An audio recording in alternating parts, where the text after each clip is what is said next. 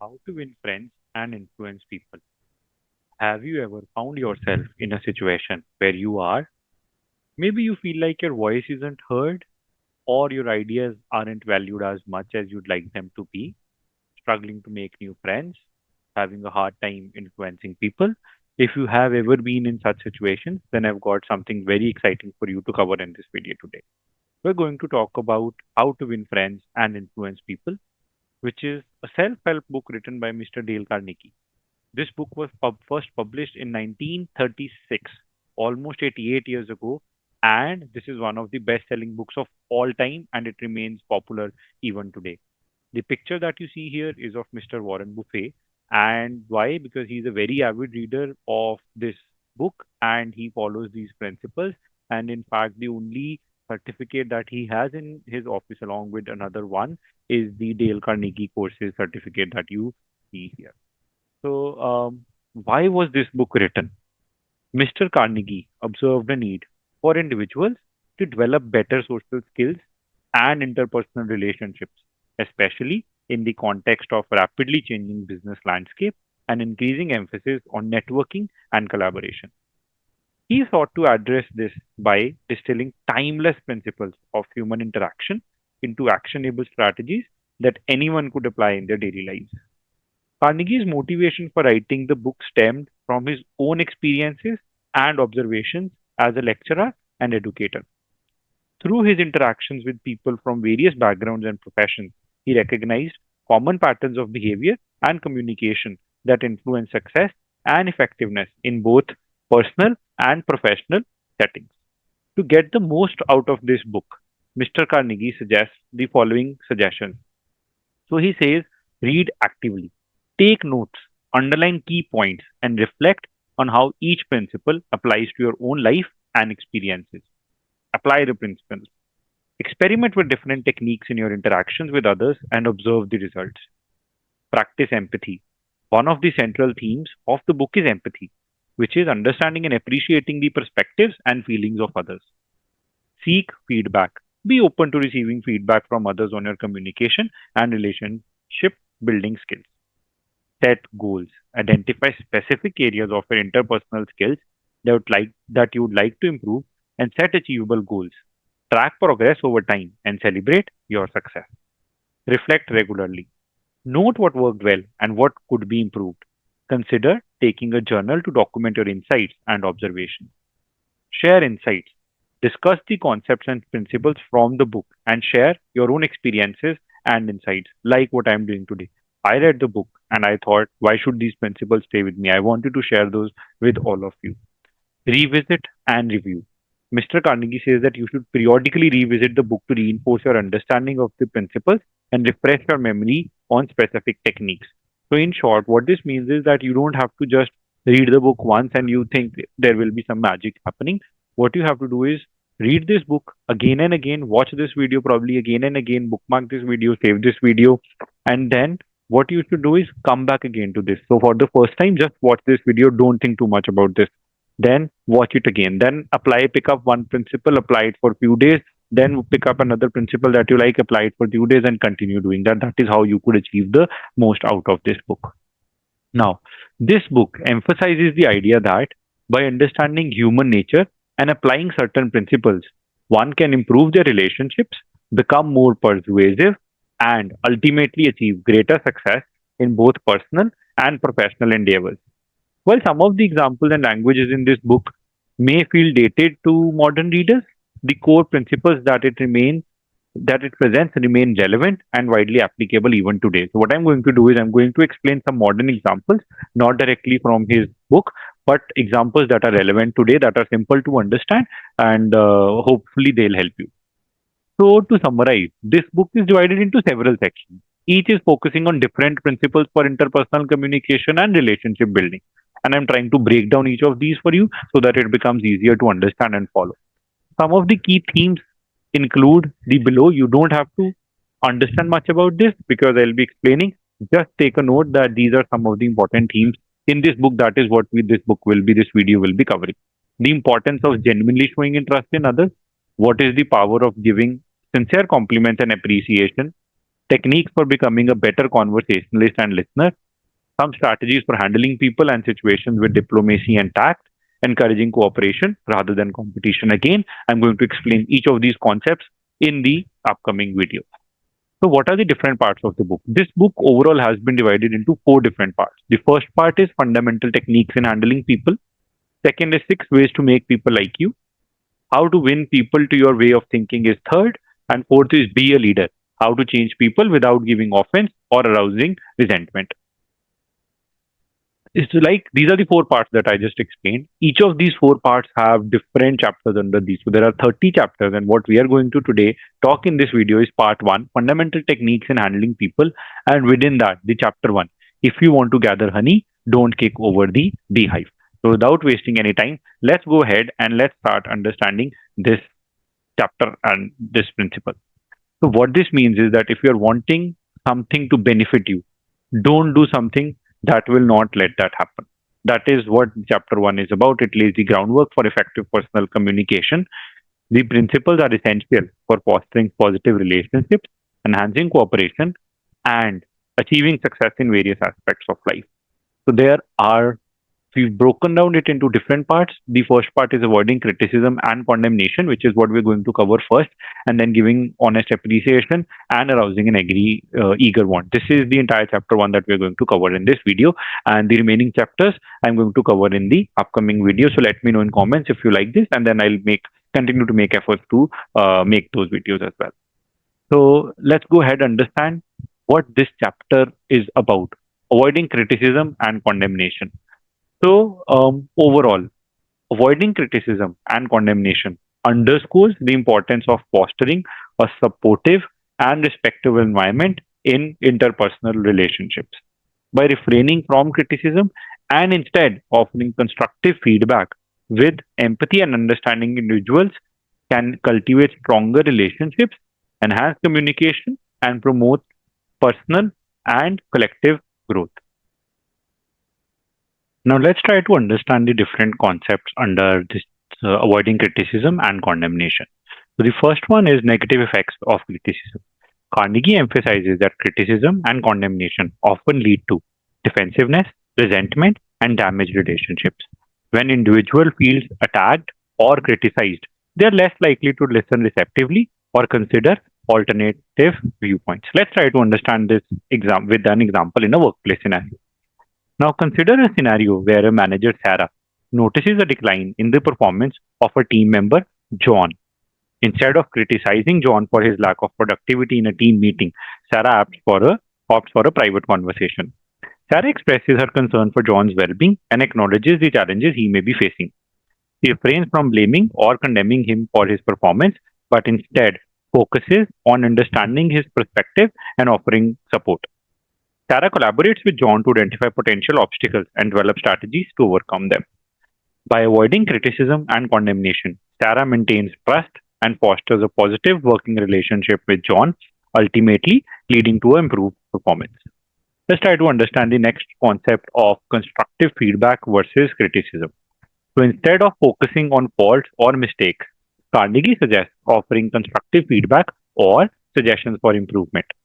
Constructive feedback aims to address issues without attacking the person's character, fostering a more positive and growth oriented mindset. Let's try to understand this with an example in family dynamics. In a family setting, imagine a scenario where siblings, Alex and Emily, have a disagreement over household responsibilities. Instead of criticizing each other's contributions, they engage in an open communication and mutual understanding. Alex refrains from blaming Emily for neglecting her course and instead expresses empathy for her busy schedule. He acknowledges her efforts and offers assistance in finding a solution. Emily appreciates Alex's understanding and reciprocates by discussing her challenges openly. Together, they brainstorm ways to divide household tasks more efficiently, leading to a harmonious resolution. So, by avoiding criticism and condemnation, Alex and Emily strengthen their bond and create a supportive family environment built on mutual respect and cooperation. Let's try to understand the power of empathy. Carnegie emphasizes the importance of empathy in interpersonal communication. Empathizing with others' perspectives and feelings allows individuals uh, uh, to approach difficult conversations with understanding and compassion. Let's try to understand this in a customer service interaction. In a customer service setting, imagine a scenario where a representative, David, receives a complaint from a dissatisfied customer, Lisa. Instead of dismissing Lisa's concerns or becoming defensive, David practices active listening and empathy. David refrains from blaming or condemning Lisa for her dissatisfaction, but instead expresses genuine concern and commitment to resolving her issue. David offers a sincere apology for any inconvenience caused and focuses on finding a solution that meets Lisa's needs. So, by avoiding criticism and condemnation, David turns a negative experience into a positive one, earning Lisa's trust and loyalty. Let's try to understand the next one, building trust and rapport. Now, when individuals feel safe and respected in their interactions, they are more likely to communicate openly, collaborate effectively, and maintain long term connections. Let's try to understand this in an example of a workplace scenario where Sarah, a team leader, interacts with John, who's a new team member who presents innovative but some flawed ideas in a team meeting. Instead of criticizing John's ideas publicly, Sarah acknowledges his efforts and praises his creativity. She refrains from condemning his ideas and instead offers constructive feedback and guidance in a private conversation.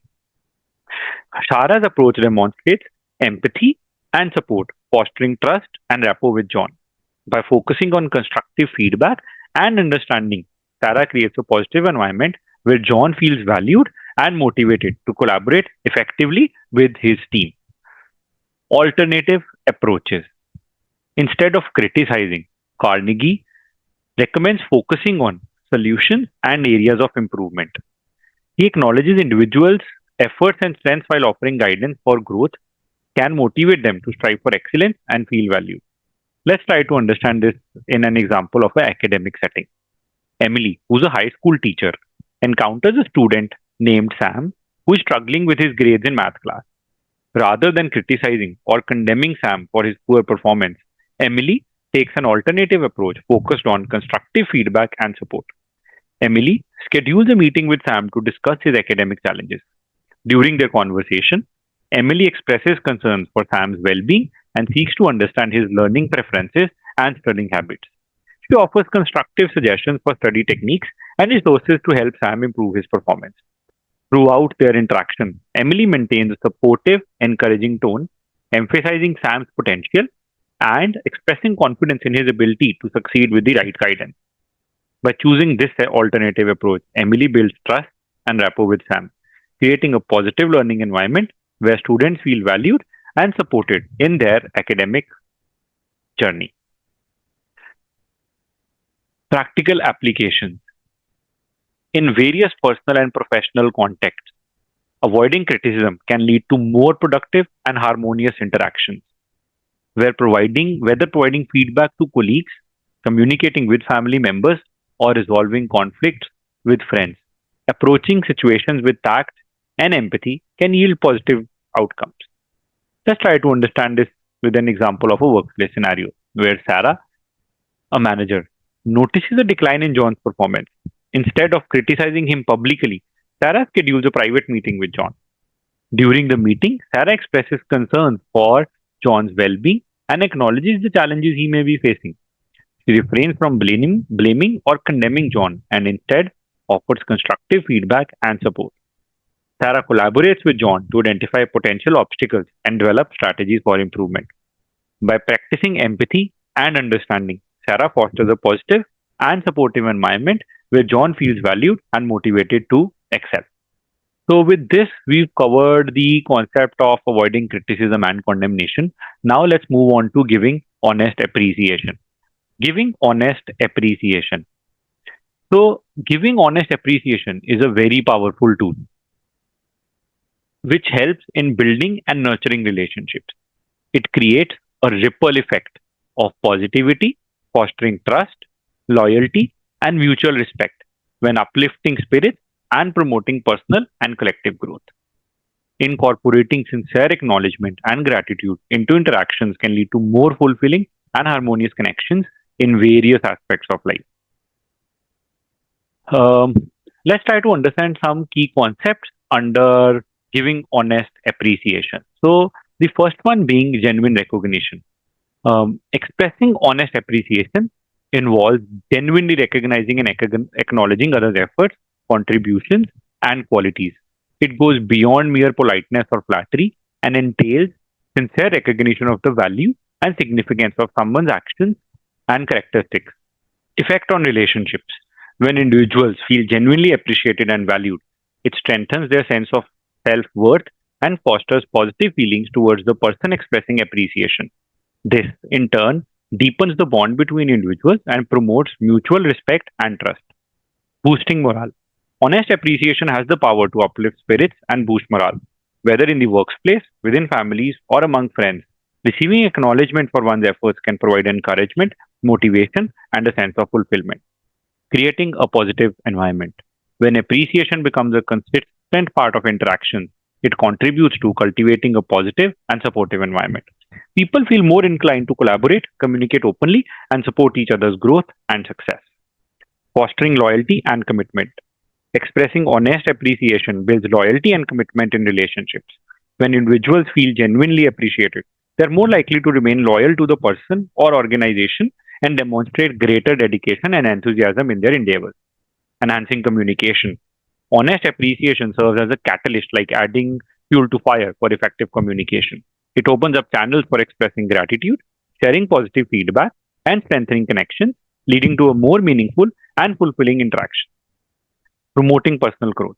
By acknowledging others' efforts and qualities, honest appreciation encourages personal growth and development.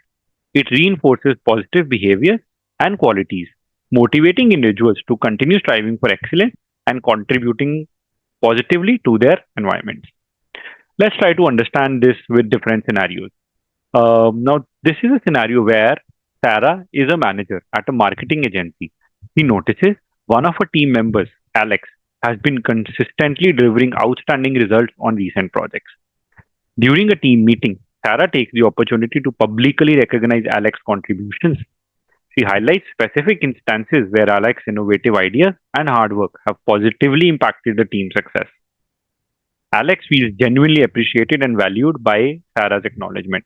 He is motivated to continue performing at a high level and feels a deeper sense of loyalty and commitment to the team and organization. Let's try to understand this with another scenario, but in a family gratitude situation. Now, John, who is a father, deeply values his family support and sacrifices. He wants to express his gratitude to his wife, Emily, for her unwavering love and dedication to their family. John takes Emily out for a special dinner to express his appreciation. During the dinner, he sincerely thanks her for all she does, acknowledging her sacrifices and the role she plays in their family's happiness and well being. Emily feels deeply touched and valued by John's heartfelt appreciation. Their bond strengthens, and they both feel a renewed sense of love and commitment to each other and their family. Let's try to understand this in another example of friendship acknowledgement. Mike and Sarah have been close friends for years. Mike wants to express his gratitude to Sarah for always being there for him during difficult times. Mike writes a heartfelt letter to Sarah, expressing his genuine appreciation for her friendship, support, and understanding. He thanks her for her unwavering presence and encouragement. Sarah feels deeply moved by Mike's sincere acknowledgement of their friendship. Their bond deepens, and they both feel a sense of gratitude and warmth, knowing that their friendship is valued and cherished. With this, we've covered the second part of giving honest appreciation as well. Now, let's move on to arousing an eager want. So, this principle emphasizes the importance of understanding people's desires and motivations to effectively influence their behaviors and decisions.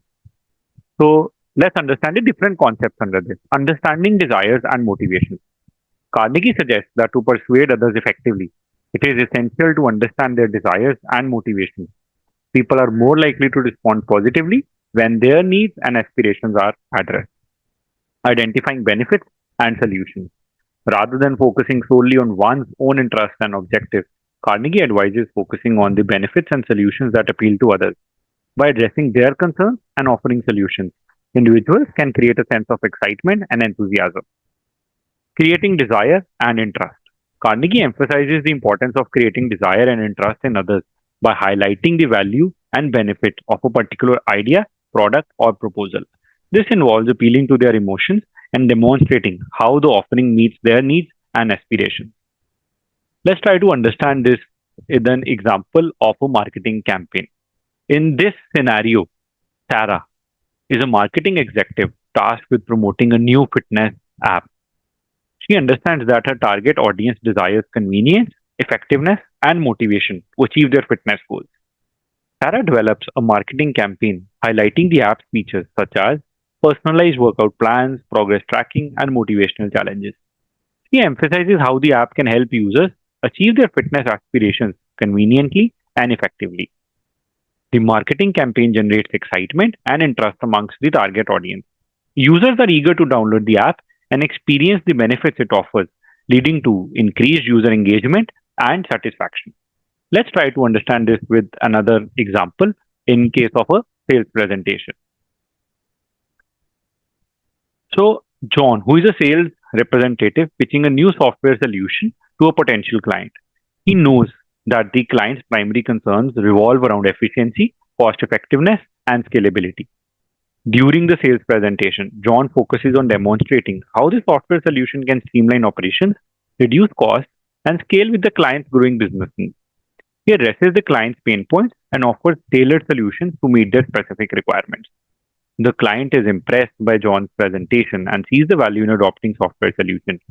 They express eagerness to proceed with the purchase, recognizing the benefits it offers for their business. So, arousing an eager want. We've covered this concept now. So, you have to understand people's desire and motivation. And in summary, it involves that demonstrating how a particular idea, product, or proposal can fulfill people's needs and aspirations. Through relevant examples, we've now seen how this principle can be applied in marketing or sales and various interpersonal relationships to influence behavior positively and achieve desired outcomes. With this, we've covered the part chapter one. If you want to gather honey, don't kick over the beehive of part one, fundamental techniques in handling people. Chapter one sets the stage for principles of effective communication and relationship building.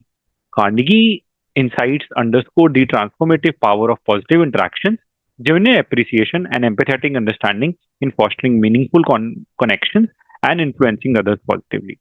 In the next video, we'll cover the big secret of dealing with people. So if you like this video, give an honest appreciation, give me honest comments whether you like this video, and I will continue to make other videos for you. Hope this helps. Thank you so much for watching.